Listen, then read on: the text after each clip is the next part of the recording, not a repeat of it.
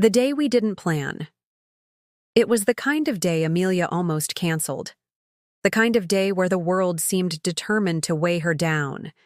Emails piling up unanswered, her hair refusing to cooperate, the sudden downpour soaking through her thin jacket the moment she stepped outside. She wasn't supposed to be downtown at all, but life, in its inconvenient rhythm, had dropped her there. She ducked into the cafe only because she couldn't take another second of rain.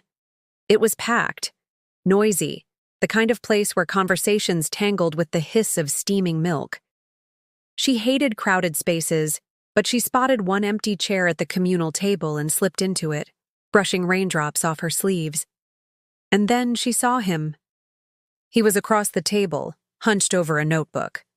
Not a laptop, not a phone. A notebook. His hand moved quickly, scribbling words she couldn't see, his brow furrowed in concentration. He was ordinary at first glance, worn jacket, messy hair, a coffee stain on his sleeve. But when he looked up, it felt like the air around her stilled.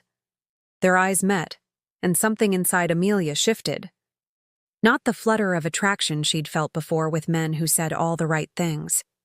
Not the surface-level spark that fizzled once reality intruded. This was heavier. A jolt that rooted itself deep in her chest, as if the universe had been quietly nudging them toward this exact second. He smiled, hesitant, crooked. "Looks like the rain had the same idea as me," he said, gesturing toward her wet jacket. His voice was warm, carrying a softness that cut through the background noise. Amelia surprised herself by laughing. "Yeah, guess I didn't get the memo to bring an umbrella." He closed his notebook, sliding it toward himself protectively, as though it held pieces of him he wasn't ready to share. Sometimes the best things happen when we're unprepared. It was a throwaway line, maybe, but it stuck. They introduced themselves. He was Ethan. A writer, well, he corrected himself with a self-deprecating grin. A guy who wants to be a writer. She was Amelia, a marketing consultant who didn't usually admit how much she hated the corporate buzzwords she spent her days spinning. What was supposed to be a quick stop to escape the rain stretched into hours. They talked about books that had changed them, about music that felt like home, about cities they'd dreamed of visiting but hadn't yet seen. Ethan's eyes lit up when he described how stories could shift the way someone saw the world. Amelia found herself leaning closer, as though her body wanted to erase the table between them. By the time the rain slowed and the cafe thinned out, Amelia knew two things with startling clarity. 1, she was supposed to meet him. And 2, her life wouldn't be the same after this. The days that followed blurred into something that felt like a fever dream. It started innocently. A text the next morning from Ethan. Rain again. Coffee? She agreed, and one coffee became dinner. Dinner became a weekend wandering the city like teenagers with nowhere to be. Amelia couldn't remember the last time she had felt this alive. With Ethan, the simplest things turned extraordinary. A walk through the park was filled with ridiculous debates about which dog had the most personality. Cooking together in her tiny kitchen became a comedy show of burned onions and stolen kisses. He wrote her poems, terrible ones, full of mixed metaphors and rhymes that didn't quite work. But she saved every scrap of paper anyway. He listened to her, truly listened, in a way no one had before. When she spoke about her fear of being average, of living a life that looked good on paper but felt hollow, Ethan didn't dismiss it. He nodded, thoughtful, and said, "You're not average, Amelia. You're a story waiting to be told." That line stuck with her for days. Their connection was dizzying, like stepping into a current too strong to fight. And yet, it didn't scare her. For once, she didn't overthink, didn't second-guess.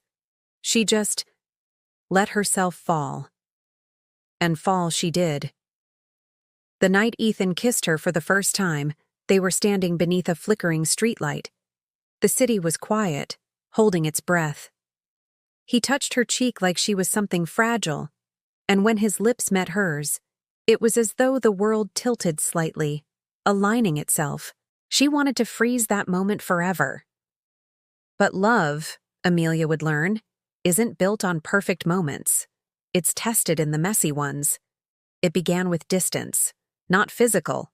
Ethan was still there, still texting her good morning, still showing up with takeout and that crooked smile. But something in him shifted. His notebook stayed closed more often. His laughter, once unrestrained, grew quieter.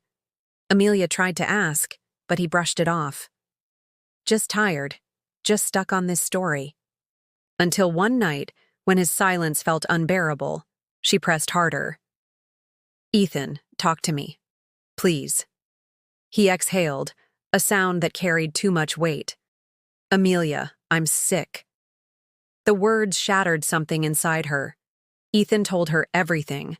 About the diagnosis he'd been ignoring, the treatments he'd skipped because he didn't want to live tethered to hospitals, the fear that had gnawed at him long before they met. He hadn't wanted to tell her because he hadn't wanted her to carry it. Amelia's heart broke, but not for herself. For him. For the man who had handed her his laughter, his words, his heart, and still thought he didn't deserve to burden her with his pain. "I don't care about the illness," she whispered fiercely. "I care about you. Don't you dare shut me out." And so they fought it together. The months that followed were a blur of hospital visits. Good days where Ethan cracked jokes at the nurses. Bad days where Amelia sat by his bed, holding his hand through the storms. They built their own kind of love story, not in grand gestures, but in the quiet bravery of showing up. On one of his better days, Ethan handed her his notebook. "Read it," he urged. Inside were pages and pages, stories of them. Their first meeting, their late-night walks, the way Amelia's laugh sounded like hope. It wasn't finished, but it didn't need to be.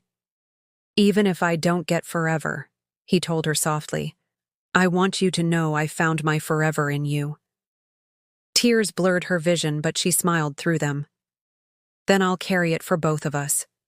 Ethan died on a gray morning in late autumn, the city outside their window washed in rain, the same rain that had brought them together. Amelia held his hand until the very end, whispering all the stories they hadn't had time to live. She kissed his forehead, her heart breaking and swelling all at once. Because though his body failed, the love didn't. It never would. Months later, Amelia sat in the same cafe where they'd first met.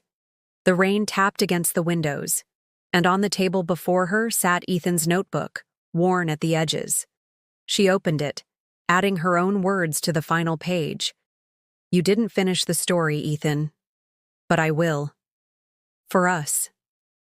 And as she wrote, she felt him there, not as a ghost, not as a memory, but as the pulse in her own chest, the forever he had left behind. Because sometimes love at first sight isn't just about the beginning. Sometimes it's about how deeply it stays, even after the end. I hope you enjoyed this video. If you did, please leave a like and a comment of what you thought of the story, and don't forget to subscribe. I'd greatly appreciate it.